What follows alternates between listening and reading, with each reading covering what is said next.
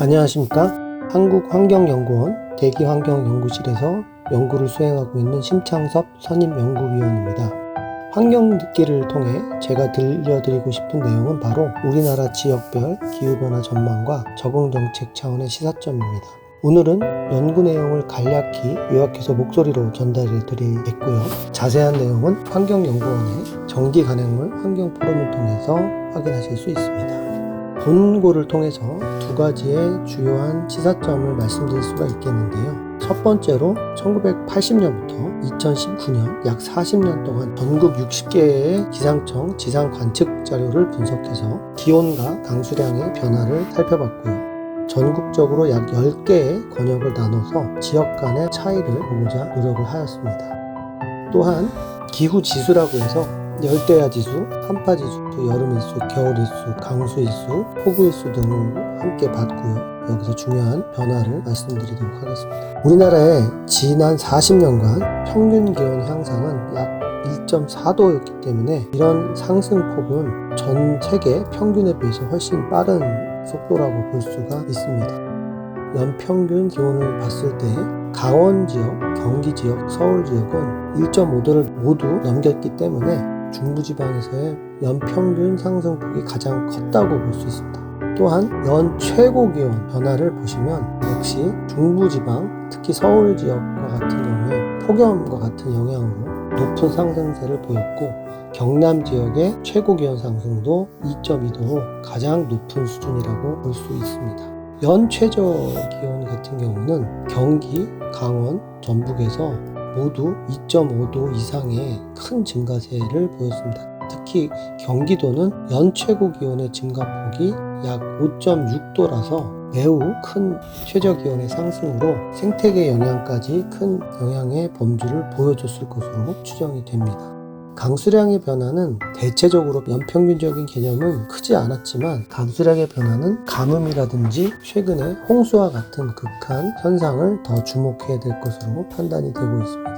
기후 요소에 같은 경우에 서울의 여름일수는 지난 40년간 약 한 달에 달하는 32일의 여름일수가 증가를 했고요. 이런 것은 도시 열섬 효과가 피복 변화로 인해서 나타난 것으로 추정될 수 있어서 이런 것들이 향후 기후 적응 정책에서 지자체 정책의 주류화가 되어야 될 필요가 있다는 것을 암시하고 있습니다. 겨울일수는 경기도에서 14일 가까이 줄었는데요. 이렇게 빠르게 증가하는 것도 중부지방의 최저기온 상승이 매우 큰 영향을 미쳤다고 볼 수 있겠습니다.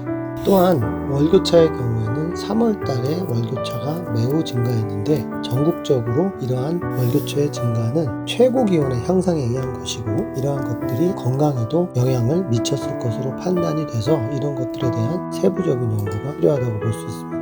두 번째 주요 연구 결과는 우리나라 기후 시나리오를 가지고 앙상블을 만들어서 향후 어떠한 미래 기후를 보여줄 것인지를 2100년까지 향후 80년간의 기후 전망을 했습니다. 기상청 시나리오 4개와 KI가 자체적으로 생산한 기후 시나리오를 적용해서 기온과 강수량의 변화를 살펴봤습니다.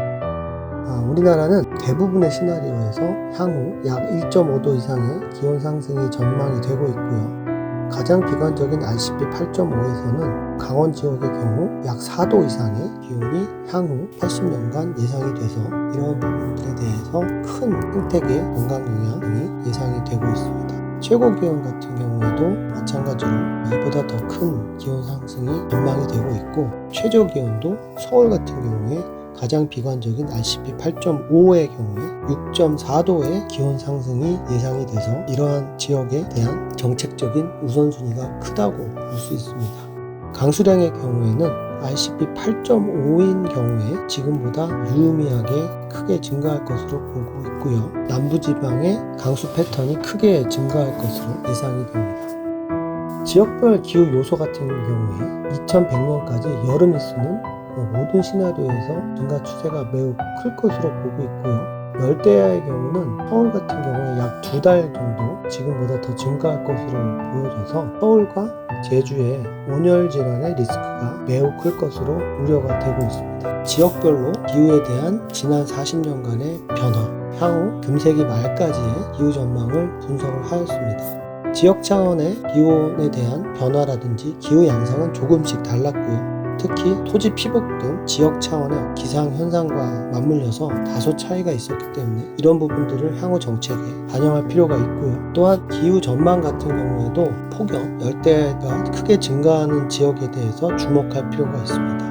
이번 연구의 분석은 IPCC 제5차 보고서 AR5의 기준에 의해서 저희가 연구를 했고요. 최근 보고된 AR6 IPCC 최신 시나리오에 의하면 가장 비관적인 경우에 연평균 기온이 약 7도 이상 증가할 것으로 전망이 돼서 더욱더 비관적인 기후에 고통을 받을 것으로 예상이 됩니다. 그래서 이러한 부분을 지역별로 정보를 잘 생산하고 관리해서 지역에 맞는 기후 대응이 매우 시급하다고 할 수 있습니다.